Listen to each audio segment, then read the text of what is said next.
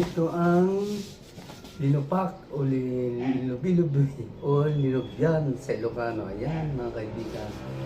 Sarap-sarap. Ito ay gawa sa nilagang kamuting kahoy. Giniling ito. Pero sa amin nung bata kami ay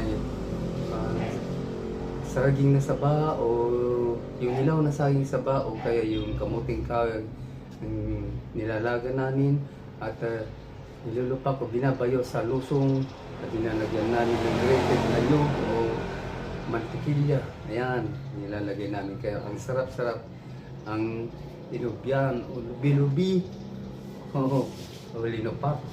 Ayan, magsarap mga kaibigan. Let's eat linubyan. Dahil yan, linubyan, linupak. Iban natin mga kaibigan. Ang sarap-sarap. Guna, ang sarap mga kaibigan. Malaki, parang malaki dito. Sarap-sarap mga kaibigan. Lagyan ng asukal ito. At mantikila. Yung sarap mga kaibigan. Thank you. Thanks for viewing. Let's eat linubyan. Thank you, thank you.